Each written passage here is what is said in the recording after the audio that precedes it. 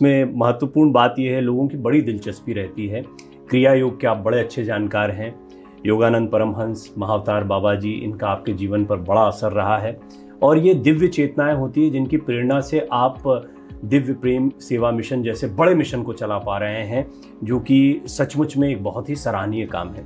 मुझे सबसे पहले तो प्रेरणा के बारे में बताएं कि ये दिव्य चेतनाएं जो शायद सशरीर हमारे बीच में नहीं होती हैं लेकिन फिर भी होती हैं, का जो आभास होता है, उसके विषय में आपकी अनुभूति बताएं। ये बिल्कुल सत्य है कि हम कौन हैं, जीवन शरीर धारण के पहले क्या थे, ये शरीर की जीवन यात्रा के समय क्या हैं, और शरीर पूर्ण होने के बाद क्या होंगे।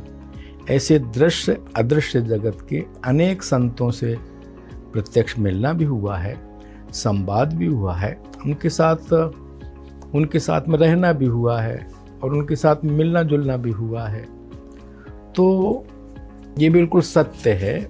और चूँकि शरीर के पूर्व शरीर की आत्मा है जी। कुछ लोग अपने कर्म भोग के कारण से जन्म जन्मांतर की यात्रा करते हैं और शरीर यात्रा करते हैं, लेकिन कुछ होते हैं जो केवल दैवीय आदेश से उनके काम के लिए ही इस धरती पर अवतरित होते हैं।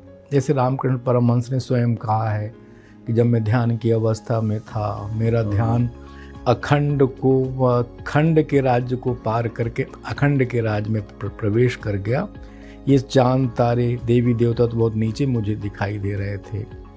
एक आसन में मैं प्रतिष्ठित हो गया। अब देखता हूँ कि उस अखंड के राज से एक दिव्य ज्योति प्रकट होती है। ज्योति शिशु का रूप लेती है और शिशु सप्तऋषि जो विराजित हैं अनंत काल से तप में, घुटने टेक घुटुरुआ जैसे बच्चे चलते हैं, उनके पास जाता है, एक के गले में हाथ डालता है, कहता है कि मैं जा रहा हूँ धराधाम पर, तुमको भी मेरे पीछे उस कार्य के सहयोग के लिए आना होगा। वो ज्योति पुनः एक ज्योति, वो छोटा शिशु ज्योति का रूप लेता है, इस धराधाम पर रामकृष्ण परमहंस के रूप में जन्म लेता है। वो सप्तऋषियों में से एक स्वामी विवेकानंद के रूप में जन्म लेता है। यानी परम पिता परमेश्वर की इच्छा से, उन्हीं के आदेश से कुछ समय के लिए आते हैं। तभी तो इतना विराट व्यक्तित्व के बाद भी 39 वर्ष 5 महीने 12 दिन में वापस चले जाते हैं। और रामकृष्ण परमहंस ने भी ये बात कही थी, देखो इसको बहुत अज्ञात न जाने देना, अकेले मत रहने देना, नहीं तो ये वापस चला जाएगा। तो शिष्यों से भूल हो गई, कहीं एकांत ज़्यादा मिल गया, वापस चले गए। इसलिए ये ऐसी आत्माएं होती हैं कि अपनी इच्छा से नहीं, परमपिता परमेश्वर के काम से लोक हितार्थ आते हैं और चले जाते हैं।